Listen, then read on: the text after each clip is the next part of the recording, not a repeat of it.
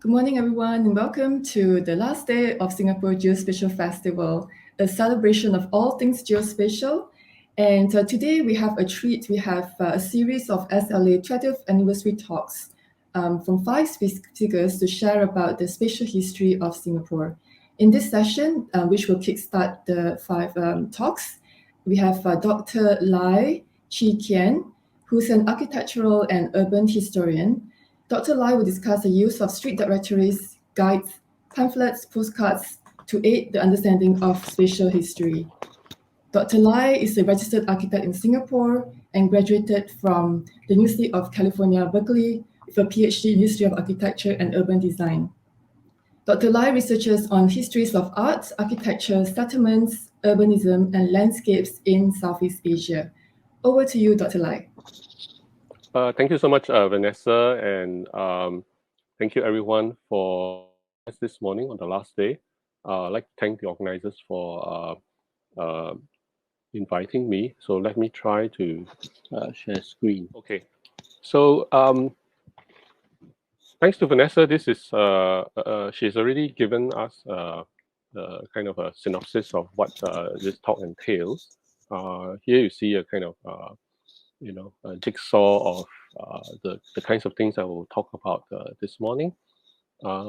Starting off with street directories, I think street directories can tell us a lot of things, but I will also go through some of the other material that I am showing on the screen.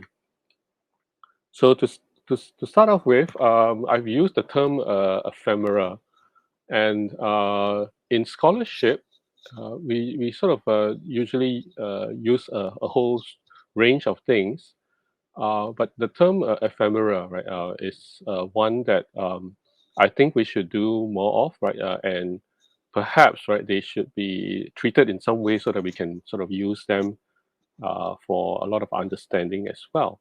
So the word has a Greek origin, right, from the word ephemeron, but more or less sort of meaning something that lasts one day, right? Or in common usage, things that exist for just a short time, and then after that they are no longer in circulation. So in fact, the most common kind of what is known as ephemera are like newspapers, right? They exist for one day, and then if they are not collected, then they disappear. In fact, there is also a kind of a mayfly, right? Ephemeroptera, an order of insects that are also sort of mayflies that sort of exist for 1 or even 2 days, and then after that they die off. So things that last a short period of time, but a lot of times these are very commemorative, and they tell us a lot of things. So for example, on the screen, what we see here is an envelope on the left, and inside there is a vinyl record of the first Majula Singapura, the national anthem of Singapore, that was issued in 1959 together with along with the Singapore Constitution exhibition, right? Because Singapore had attained self-governance rights, and to commemorate it, there was a fair at Kallang. We returned to Kallang again afterwards, and this was presented, right. This you could buy these and you could send it out, and it has the lyrics on what printed on one side of the card, but there's also a vinyl record which you could play.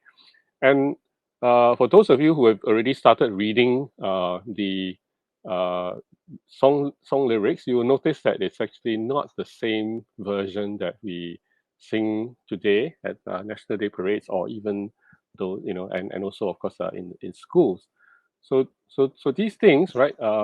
This was issued at the fair, and then unless you go to an antique dealer, or if you have collected it, it will not be in common circulation, and unless certain libraries keep them, you may not be able to find these things.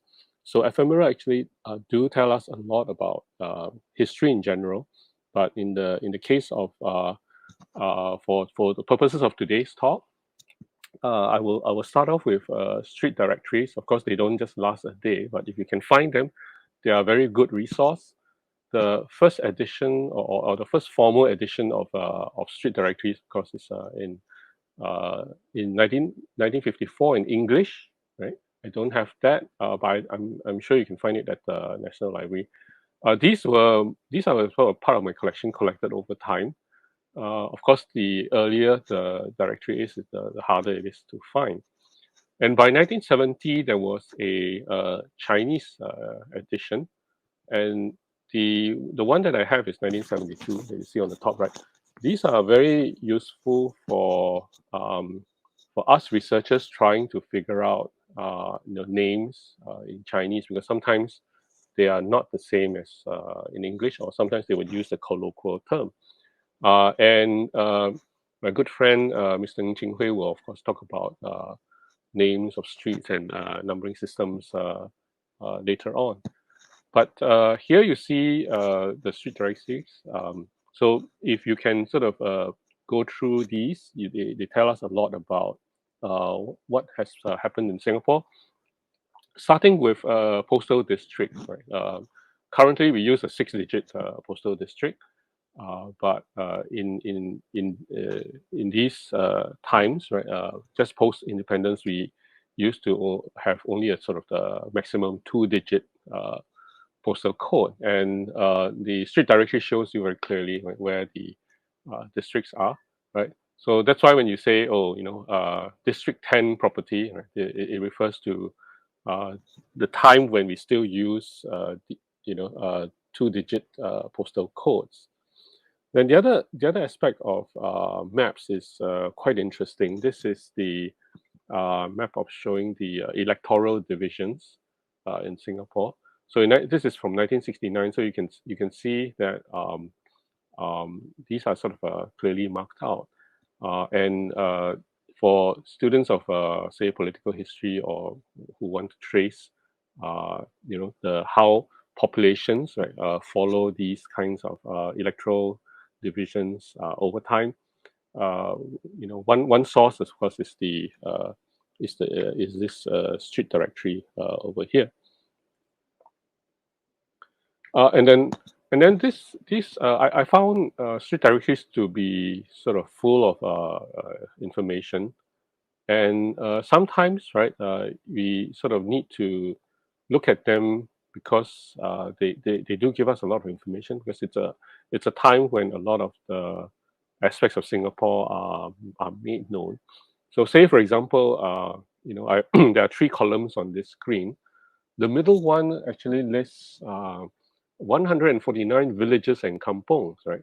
So at the present time, we sort of kampongs and villages have become very nostalgic for a lot of us, and if we need to find out, right, the names of villages and kampongs, at least there are street directories that tell us where they are, because they have a reference, right? They are listed out on a certain page, right, and a certain reference area.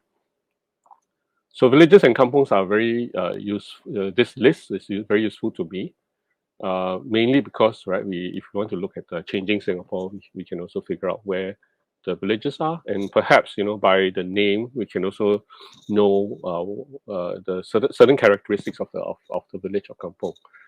And then on the right hand column, the landmarks section is quite useful, because I think along with sort of each page of the street directory, there will be appearance of these particular numbers that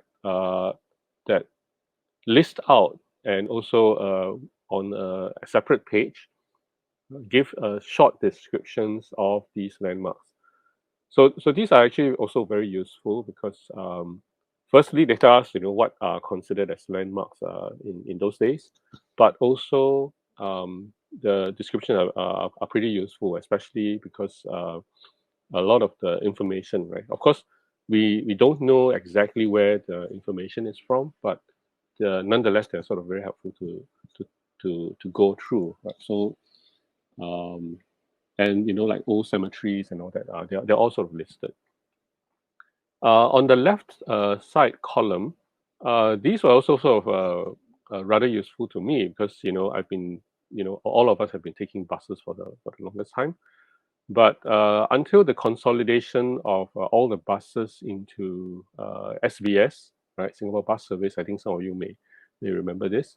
I think in the 1970s, there were there were different bus companies, right, plying different routes along Singapore. So some of them would ply bus routes in town, okay, and then of course there are some other bus companies that operated uh, specific bus routes for specific areas. So, for example, like Paya Lebar Bus Service, Katong Bedok Bus Company, okay, or Punggol Bus Service. So you can see they not only list the companies, right? So you can see Singapore Traction Company Bus. Singapore Traction Company has 37 routes compared to Easy Bus and Punggol Bus Service, which has one route. And then, of course, the routes themselves are listed. So some of the roads, of course, names have been changed and all that. But if you can sort of roughly follow the using this and then going to the specific pages in the street directory, you can sort of see how the bus routes are run. Uh, I believe these are very useful. So like for example, if you tally it with oral history records and people mention a certain road, right? You could also see, and especially if they take a bus and all that, you can try to follow that path, right, and see what places are like. So definitely these. Hang on,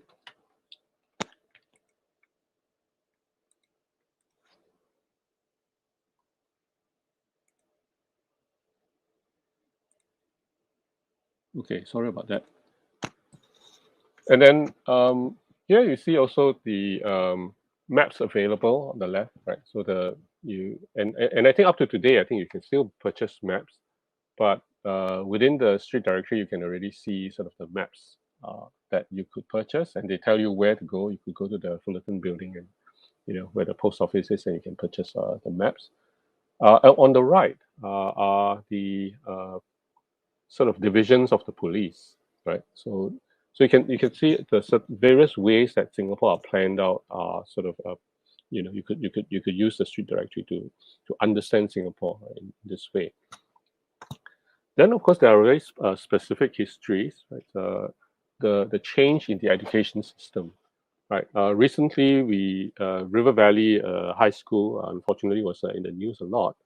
But if you look at this chart, and especially on the right hand side, you can see a list of 7 government schools, and on the left you have 206 government aided schools, right?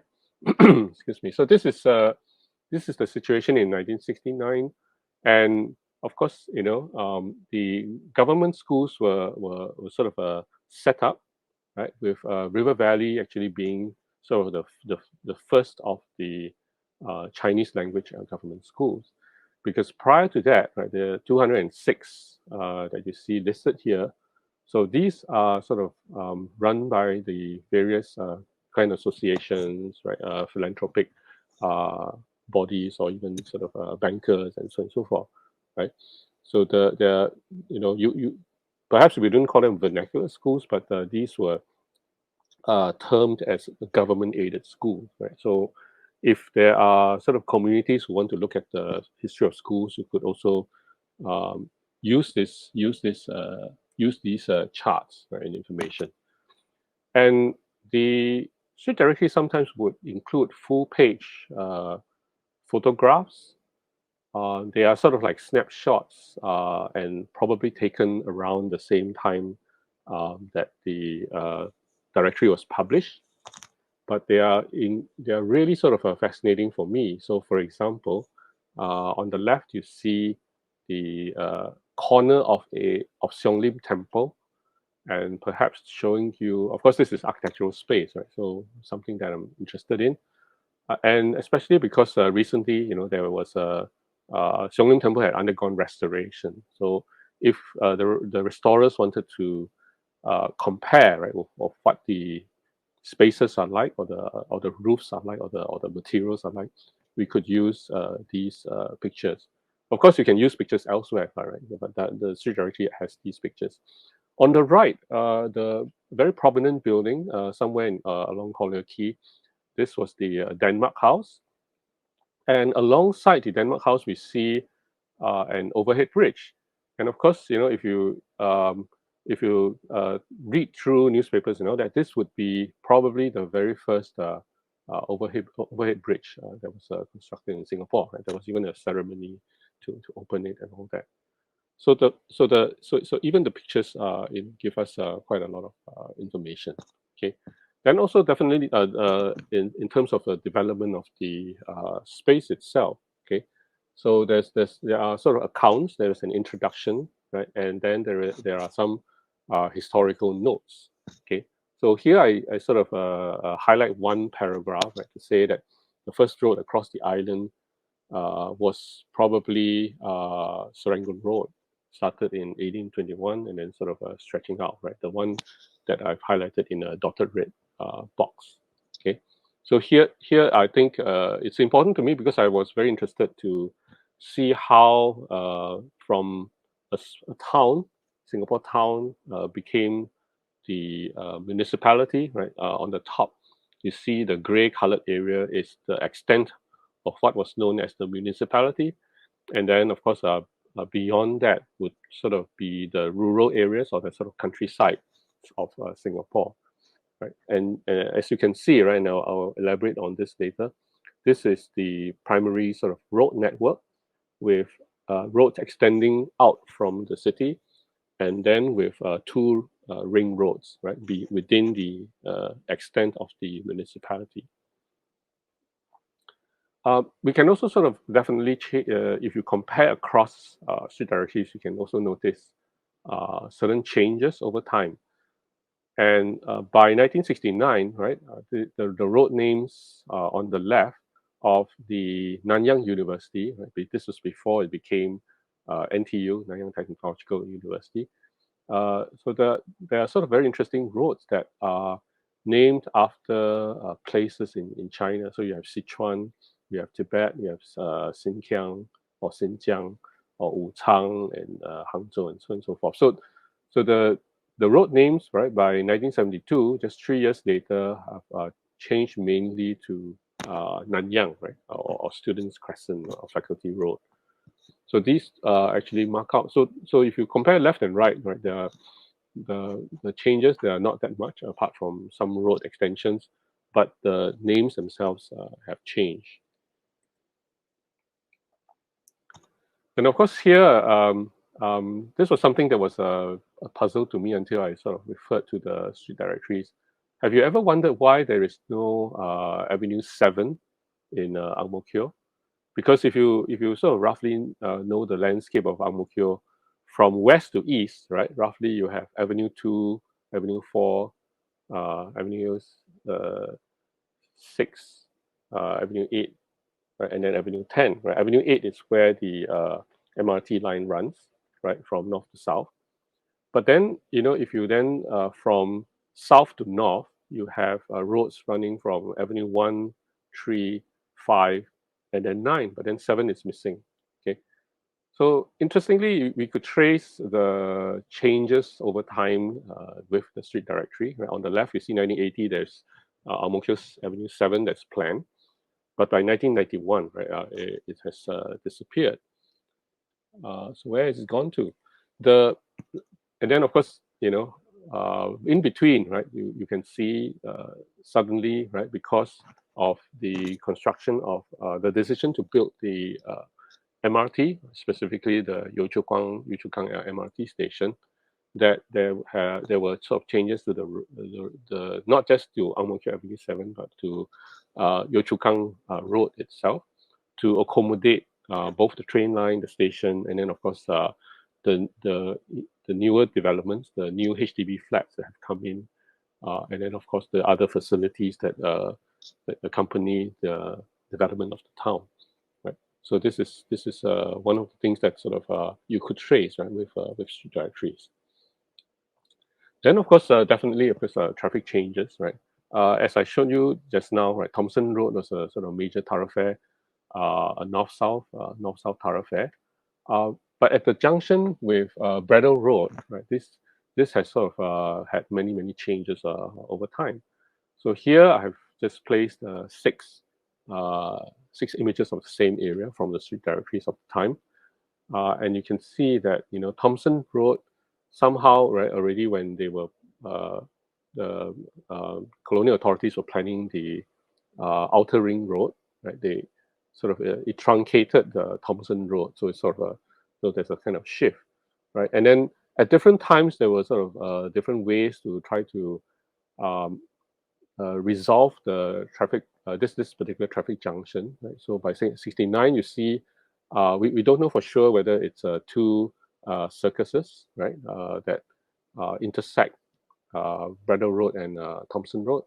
But that's what's indicated on the street directory. But then, of course, very quickly, there is then addition, right, by 1980, there's already an addition of Marymount Road, probably to sort of take care of the north-south connection directly.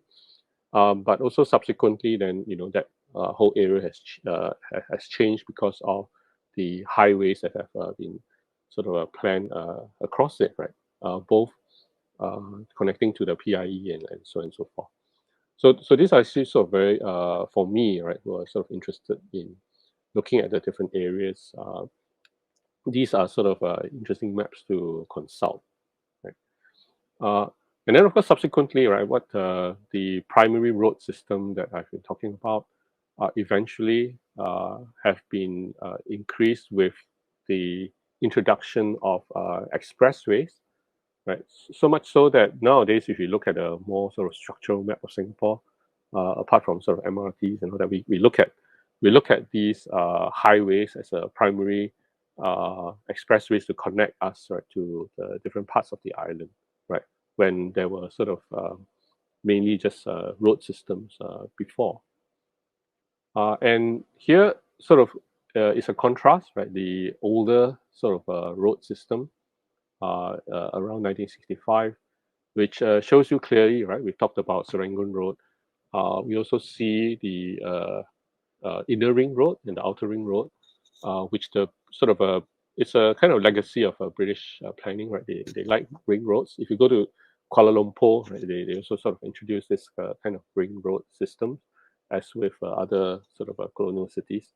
So these were the two ring roads, one serving the sort of inner part of the town area, and then of course the outer ring road, which runs along Lornie Road and Bradell Road, and then supposedly connecting it back to the southern parts of Singapore.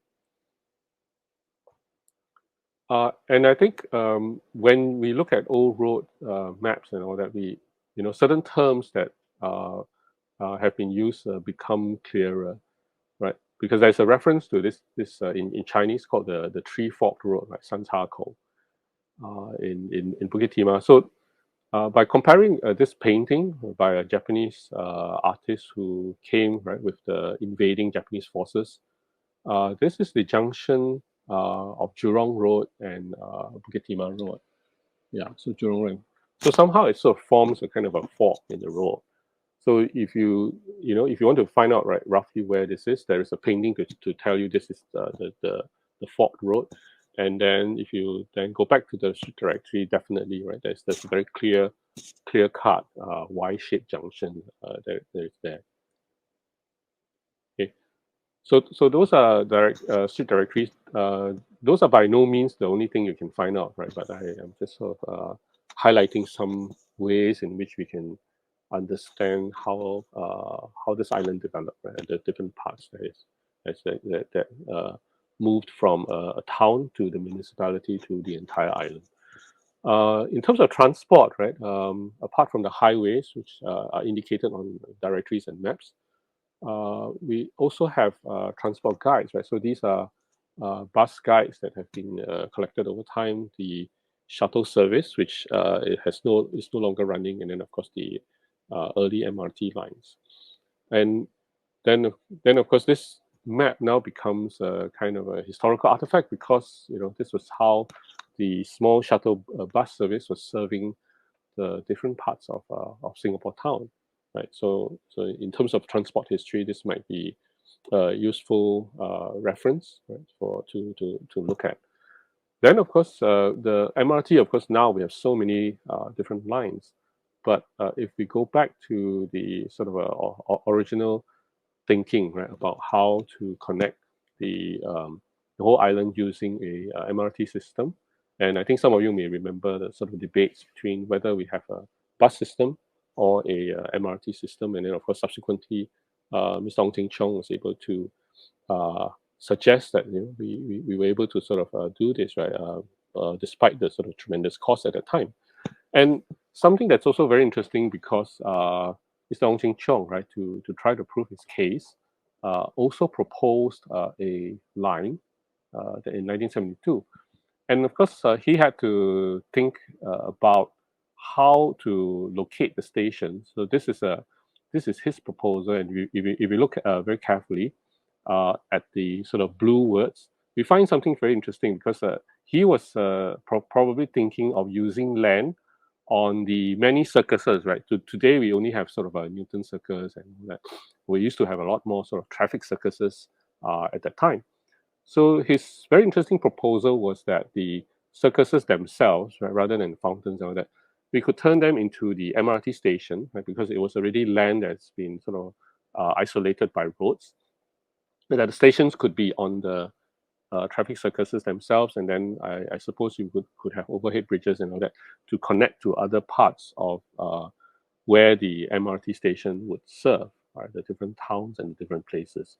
So the kind of proposal was also a kind of a east-west line running from Jurong to Siglap, and then a north-south line connecting from what was known as Maxwell, probably now called Tanjong Pagar, to the Ang Mo Kio area. Right, this was in 1972, and then of course maps are this is just a sort of point to make that looking at maps are sort of quite important because these are sort of news articles from end of October 2008, and what has happened was that in the construction of Marina Bay Sands and whole development, there was a major stumbling block that delayed the construction by 3 to 4 months, right? And then involved excavation works that was ongoing, of course, and then they found out that there were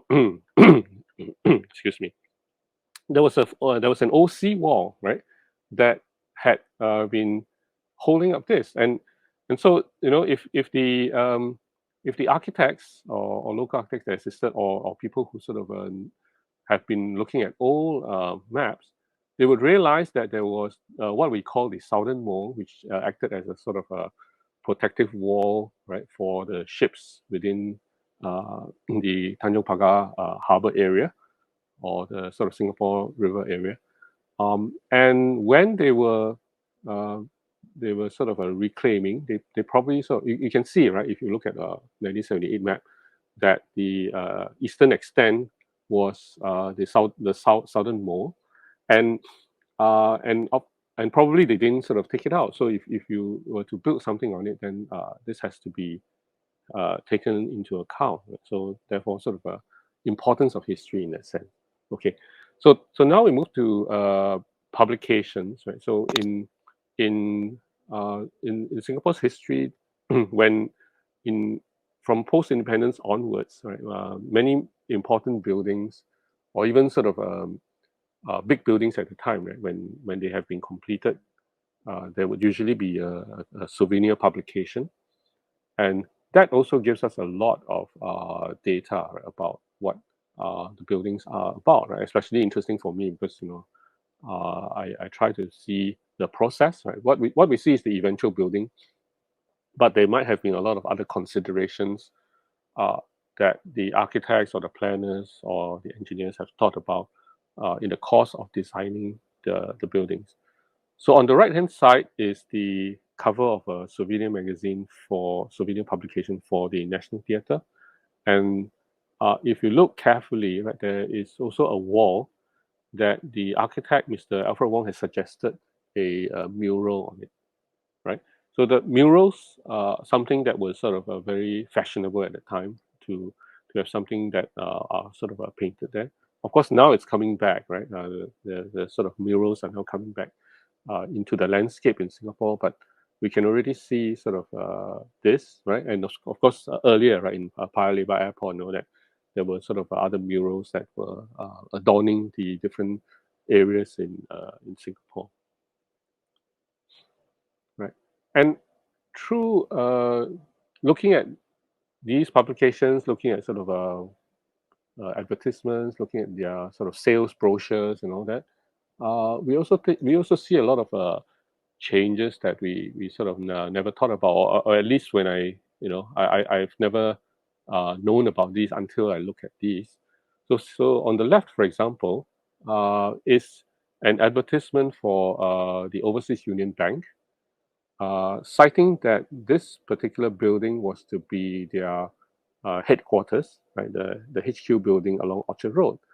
Okay, but of course, in 1964, right, there was a change in the decision for it to be a banking building, and of course now we know this as the as a hotel, right? So the Mr. Ding Chow has decided to sort of that this could also be developed as a hotel, and therefore, right, we don't see this as a bank. We don't see the marquee that's on top, but this image remains to suggest that there was a change, right? Probably along the lines of developing Orchard Road into a tourism belt, right, in the late 60s and early 1970s. And on the right, right, you see three images of People's Park Shopping Complex. Okay, so the three images are slightly different, right? The one directly on the bottom is a very big model that was built by a friend, Mr. Anderson Teo, and this, of course, appears in the on the on you know on the in the sales pavilion when it was being sold. But if you look at the earlier sales brochures, right, you can see that People's Park Complex, right on top could have had three linear blocks, right, high-rise blocks connected to its podium, right? And then the middle one shows the reduction of three blocks into one block. But you can see these interesting small pyramids on the flat roof, and these are probably going to be skylights, right, to let in some sunlight into this very big atrium space below it. Okay, and then of course, then the atriums are sort of taken out, and then of course it's changed into the car park that we know it has today. Right. So these are sort of interesting to see what changes have been made. Right. Then of course there are travel guides. Right. We mentioned that along with tourism. Right. But even very early on, right, Singapore was a very major tourism site. Right. With its good infrastructure, right? People would tend to want to come to Singapore. Right. Stay a few days and move on, right? Especially when, right, on the, you can see here, right, this is a brochure accompanying, if you were going to be traveling by train, right, you could, and in those days, right, you have different forms of travel, right? You could take you could take a ship, and then you could land in Penang, right, and then travel on the train, right? You disembark from the ship onto into Penang, and then you could travel by train down through the peninsula to Singapore, and then the ship will pick you up again, right, from from Tanjong Pagar railway station, right, and the harbor that was next to it, or those kinds of connections. So Singapore was already sort of frequented by tourists, right? That's also why we have so many postcards, which we'll talk about later.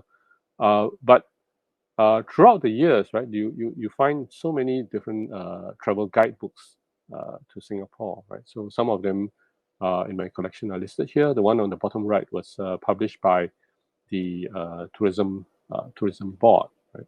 A whole series of brochures. So, for example, right, the train. Right? So, what is the experience of traveling on the train? What are the locations you could be in?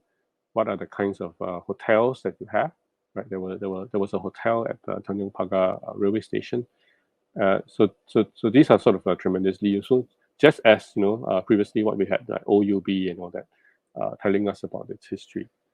Then, of course, there are certain aspects of social history that are sort of interesting to trace. Right, these are sort of course, that we need to sort of do more research on it. Like, but for example, if you really wanted to look at the Russian restaurants, right, that were present in Singapore, you could find quite a lot of them. Right, this is from the 1969 Papua New Guinea Guide, and then of course shopping took a few forms, right? And you could see, right, there was a Bata building, right, and then of course the first few emporiums, like the Oriental Emporium, and then of course this supermarket called Fitzpatrick's, which has sort of ended, right, its connection to Singapore. So at the time when sort of modernity is something, right, and people are changing sort of habits from shopping, retail shops, right, or markets and all that, into different modes of like supermarkets and all that. This could offer a certain way to look at those things, right? Hotels, right? These are some of the sort of hotels that are probably sort of now in memory. And interestingly, also with a Checkers Hotel around there, you see on the left, uh, sort of advertising it as somewhere in between town and the sort of cool, serene surroundings, right? And of course, this is at Thompson Road.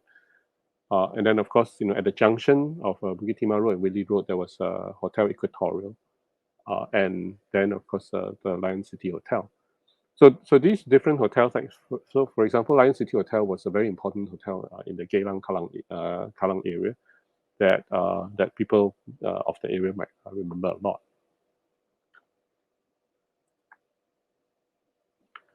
Then, of course, banks. Right. So here you see on the left you see Chong Kiao Bank, on the right you see Malayan Bank and Mixi Bank, right? And of course, the banks themselves would have the possibility of building sort of major buildings, right? Those again are my interests, like just like OUB. You can see on the left, right, Chong Kiao Bank uses all these icons to show you how the buildings might have looked like. So for us to study them in terms of architecture, so I found that quite interesting. Okay. Then of course there are expatriate guides. So of course we always think in terms of a local, right, trying to think of things, but there have also been guides for expatriates living in Singapore, and sometimes they capture things that somehow we don't, right, unless we sort of go much more deeply into the area. So for example, the area licensing booth, right? Some of you might remember the area licensing booth where you have to get off the vehicle, right? Here you see motorbikes and cars to get a pass, right, for entering into the into the restricted area.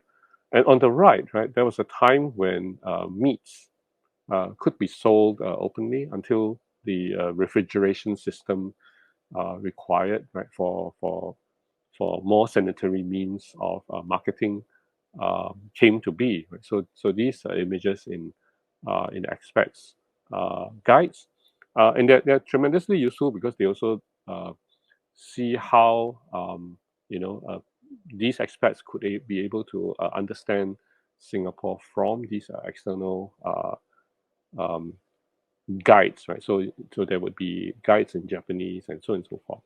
So these guides I found to be very useful as well. Okay, finally, not finally, but this is a section which I sort of am quite keen to talk about, right? And the idea of Singapore in the movies, because they also sort of capture uh, some of these as documentary. I see them as documentary footage because they capture, if they were shot in Singapore, they would have captured the scenes in Singapore. So in the early days in Hollywood, right, like Cell of Singapore, 1928, and Road to Singapore. These were sort of a fictional places, right? They have Singapore in the name of the movies and a location, but they actually don't. They are not shot in Singapore. But beginning in 1947 with this movie called Singapore, right? This is the cover with Ava Gardner and Fred MacMurray. And on the right, what you see is that the people who wrote the script came to recce, reconnaissance in Singapore, staying at the Raffles Hotel, and also looking at Rochor Canal, right? And in the film, right, they didn't shoot at Rochor Canal, but they portray Rochor Canal as a very multi-ethnic kind of place, right? You would have Malays, you have Indians, you would have Chinese living together along the Rochor Canal, and in fact, some people may know it.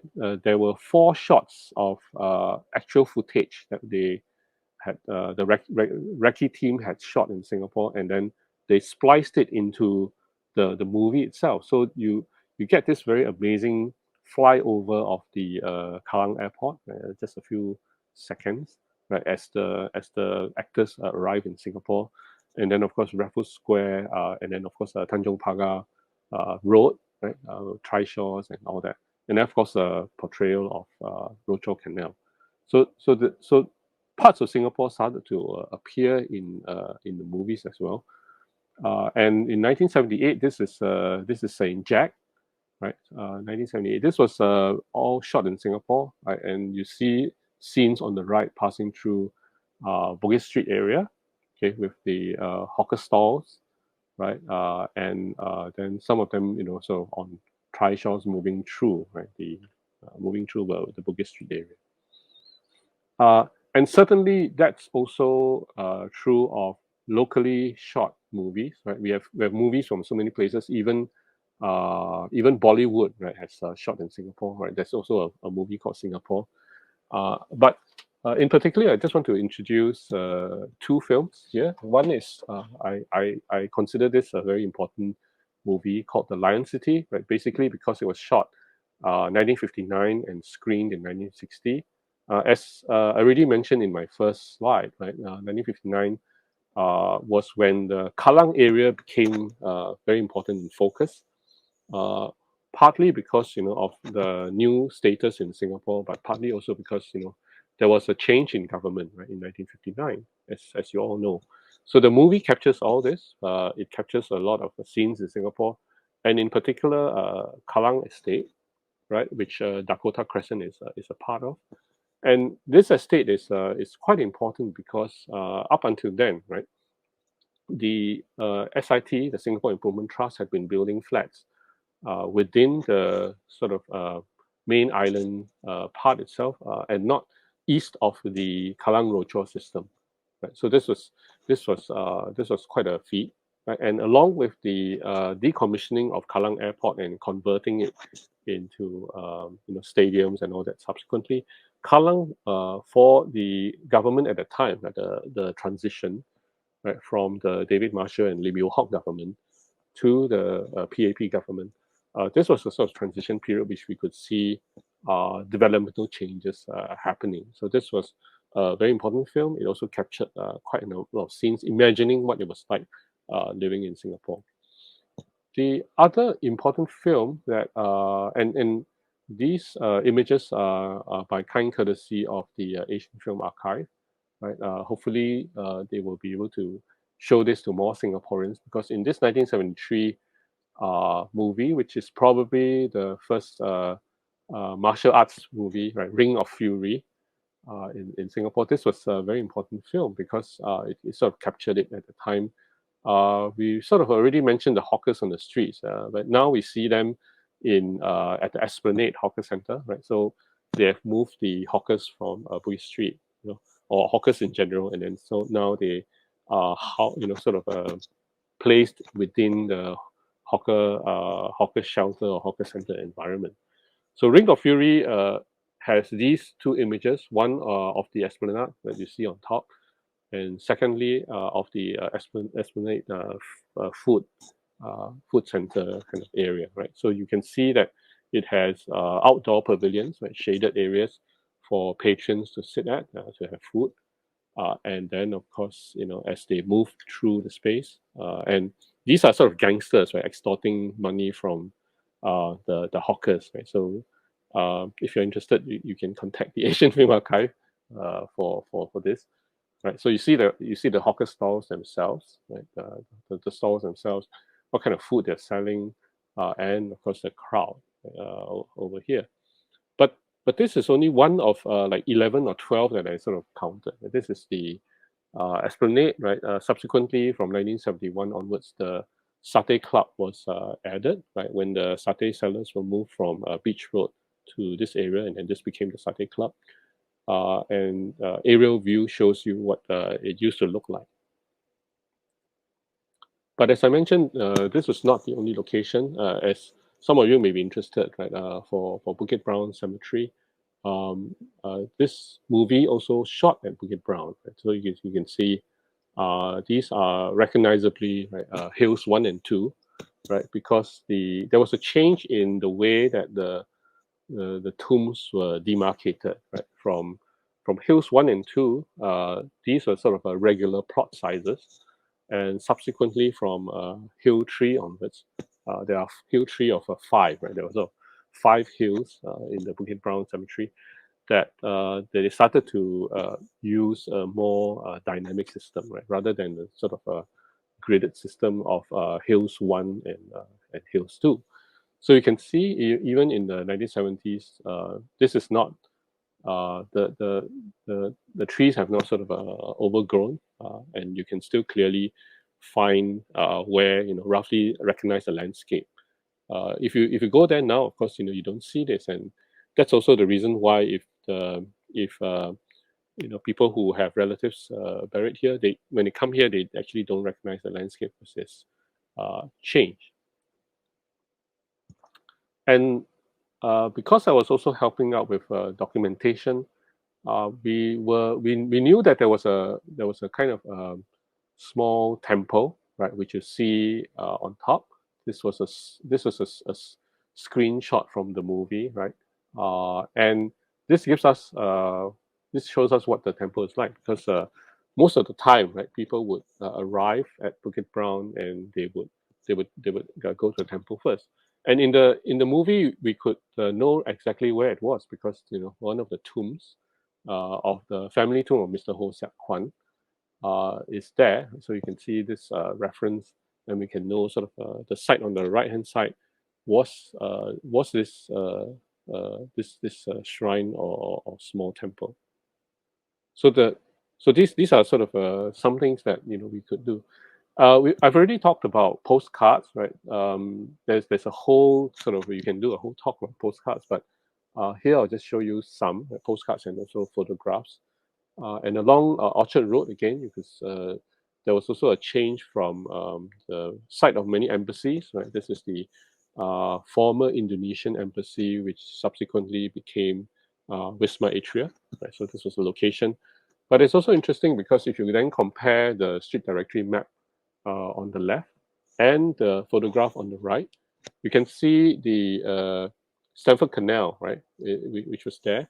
And subsequently, because of tourism, beginning with the design of Ming Court Hotel, um, the canal, right, there was a consideration for uh, building over the canal, right, and subsequently the entire canal sort of was closed off. But once upon a time, right, this was a kind of a big open drain, right, that was passing through all the way to the Grange Road area, right, One Tree Hill, and all the other areas, or Tangling, where the Stamford Canal sort of really started. And then at the bottom row, we see the former site. Right now, it's part of URA, which is sort of adjacent. If you again compare it with the street directory map on the left, you can see Maxwell Market, and then you can see this Umar Pulava Tamil School, right, that was there. So this also gives support that the area here, although the tourism board has called it Chinatown, but you have you have a Sri Mariamman temple, you have these, right, and adjacent to it you have Kampong Malacca. It actually suggests that even if tourism board wants to call it Chinatown, this was really a kind of multi-ethnic area. And in fact, most of the time, Singapore areas are all multi-ethnic, right? Including Geylang, including what is supposedly called Little India, but I think it's wrong. That we really do have a very multi-ethnic place history. And through postcards, right? With so many of the postcards, we could see changes to particular parts of buildings as well. So I think there are sort of different below, right? There are sort of different gates, right? So there are sort of small gates and there are sort of big gates. Some of them, the one on the left has been changed, right? But it also shows you the Art Deco kind of design criteria that they have used. And then on the top, right, you see the Gopuram of the Sri Mariamman temple changing, right? Because the Hindu devotees have this ceremony called the Kumbhabhishegam, which happens once every 12 years. And this is a good time when you could change parts of the temple. Right? So we can then see a kind of a development history of the temple rather than seeing this as is, right? And you can sort of see how the architecture elements have changed over time, right? So continuing with Happā Villa, you can see that below this was the actual villa itself for the Hoppa brothers that have constructed. So these are sort of like dome-like structures. It's a kind of a recurring design theme that you see in the different pavilions, right? Apart from the main house itself, which was bombed. Right? Unfortunately, this has been destroyed, but some of the other sort of shelters remain. Then, of course, if you want to do restoration work once again, right, these are sort of picture postcards that people could buy. Right, they could be sold at the near the entrances and all that. These could also tell us more sort of a detailed aspects of places. So what I've done also is to use photographs. Right, this is a whole series. Right, now in the National Library collection of Mr. Lee Kip Lin. So these are all photographs of Chong Pang. Right, so they sort of seem like disparate shots everywhere. But if we now use a map of Chong Pang and we now try to sort of figure out where all these different places are, we could, almost like, before there was this thing called the virtual tour, sort of like a serial vision of the different areas of Chong Pang, and trying to sort of see, what the place was like. In the same way, right, this is a house called the Panglima Prang. Right? If you use old photographs and if you're able to find a plan, a house plan of this very magnificent house, we could also sort of figure out right, what the different areas used to look like. And then, of course, once again, right, these photographs are very useful. This is, of course, with the MRT station now passing through this open area, um, and it doesn't serve as a kind of urban open area anymore, right? Because previously there were sort of trees, right? There were fountains, right? There were sort of these kinds of kiosks and sitting areas, and also some cobblers, right? Some of you might remember. So these are actually valuable. The one on the right is a sketch that I did as a student for comparison. Okay, and then of course once again, right, if you start comparing different kinds of things, this is Marco Polo Hotel, right? The different restaurants in Marco Polo Hotel, what it looked like, the extensions, even it's changed, right, from Hotel Malaysia, which was its original name, to the Marco Polo Hotel, right? And of course, this was necessary because Singapore was no longer part of Malaysia. So in 1965, when Singapore became independent, so this name was deemed necessary. Okay. So finally, I just want to show some images of the railway, right? The old railway system. So once again, right, using different sort of maps and photographs and all that, we can look at a sort of a train line which have sort of changed over time, and in particular, what we now know as the rail corridor is only a development after 1932, right? Because this was the original one starting from Tank Road. It was supposed to start from the one end of Orchard Road, but because land was too expensive, they had to start at the Tank Road station. And then, of course, passing through what is now Dunyan Road, right? There used to be only Bukit Timah Road on one side of the canal. And then when they took out the railway, the part that runs through that section became Dunyan Road, right? So that's the section from Clementi all the way to roughly the Clemenceau area to Newton Circus. So this is the original line that was started in 1903, right? So we use a whole series of things, and then postcards, where you can see Tank Road Station itself, and then of course the when it met Orchard Road, you had to go sort of overhead. And interestingly enough, right, if you go there now, this it's not the exact location, but it roughly corresponds to the Orchard Gateway, which now has a kind of a corridor passing overhead. So there are sort of very interesting coincidences in history. Then sort of the old stations that you see below, right? And then of course passing through Bukit Timah, right? So you can see the train passing through, and we never realized that Bukit Timah was a very important industrial area. But of course now we think of this as a sort of a more of a sort of a residential area.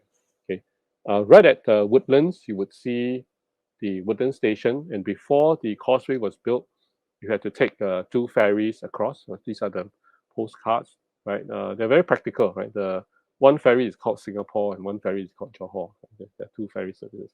And the reason why they would want to do that to get over to Johor was because there were gambling farms, right? Because Singapore under Raffles, right, didn't have gambling was banned, right? Gambling was banned. Okay. Then of course it was extended. The original line was extended to the Keppel area. Here you see the remnants of Duxton Plain Park, which was also part of the railway system. Because now you can imagine a train running through it, right? This Duxton Park was part of the railway that ran all the way to Keppel Harbour, right? So these are some of the sketches of Duxton Plain Park.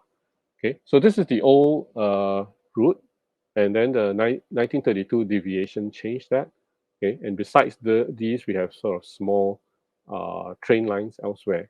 Right, these are just images of train station, and also very interestingly, right, again connecting to industrial histories of Singapore, we had Tanglin Halt and we had Alexandra Halt.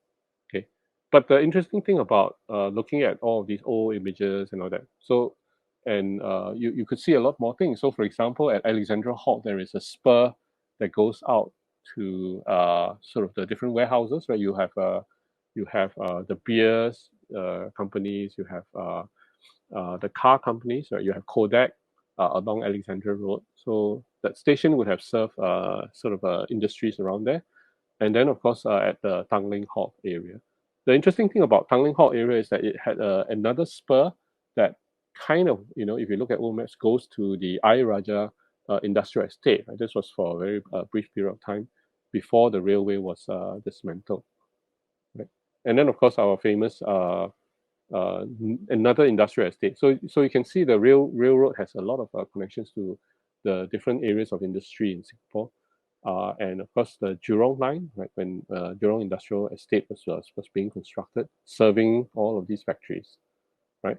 So this last example sort of, and the last few examples were sort of trying to show that not only I think we can use ephemera, right, but over the course of time, if we mix the different kinds of materials and we cross-reference, I do think that we can sort of understand aspects of the different kinds of history.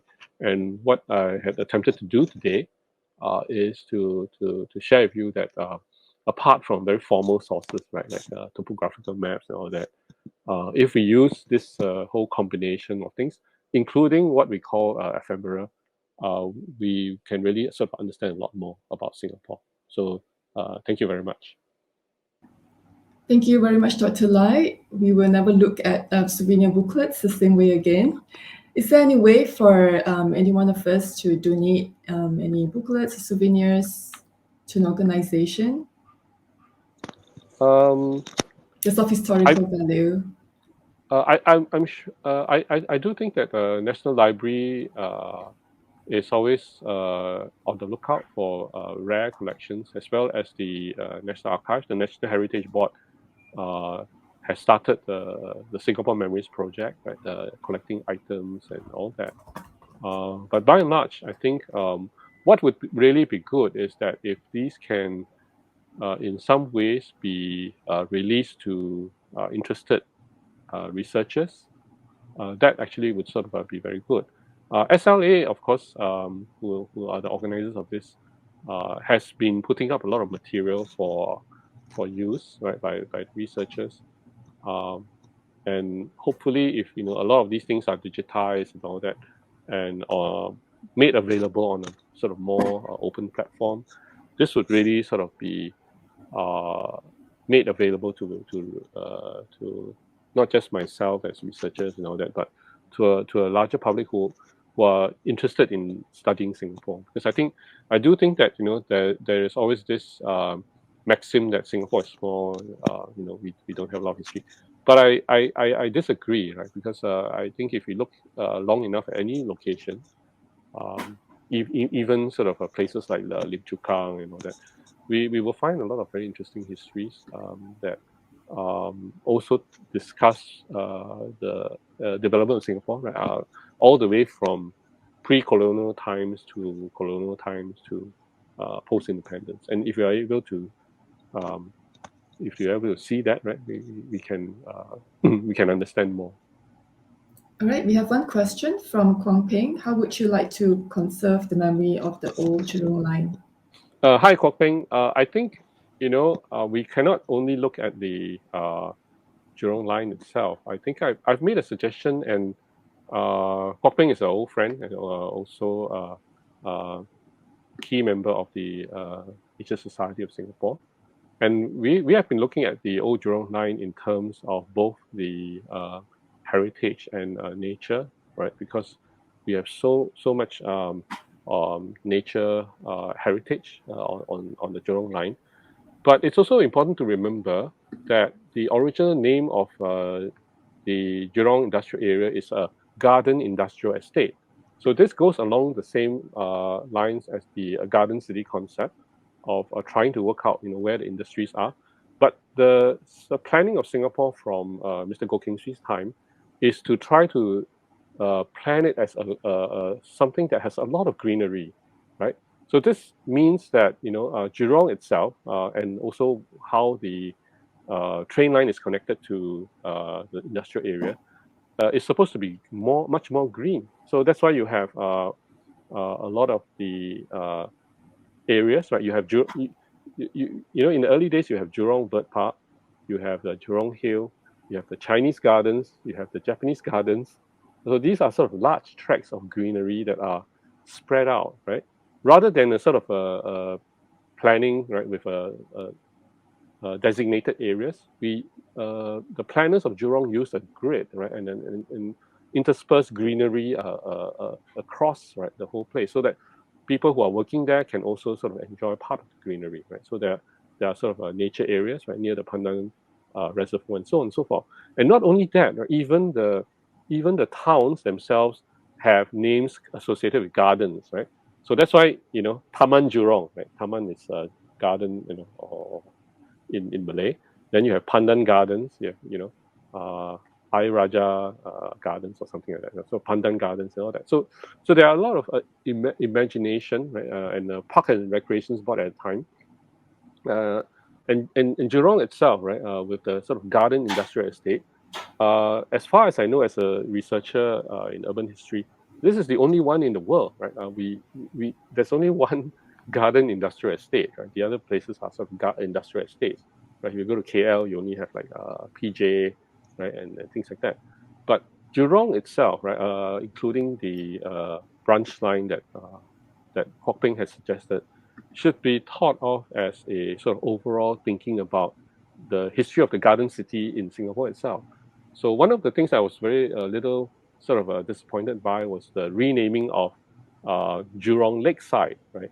So by using the name Jurong Lakeside, it sort of obfuscates the other sort of garden city planning that actually had a lot to do with the thinking about how we can plan an industrial estate, right? So using the idea of a garden city concept, right? Even way before our sort of development into sort of a city in a garden and things like that.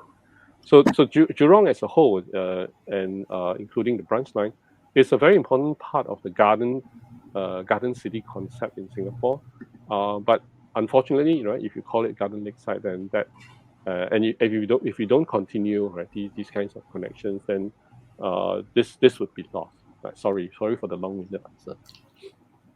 Thank you, Dr. Lai, for the fascinating talk. And thank you for the audience for joining us today. Do join the next session, which is ongoing now by National Heritage Board, Remembering Singapore Landscape of Yesteryears through the lens of heritage addresses. Thank you, and enjoy the rest of the festival. Thank you, everyone. Thank you, Vanessa.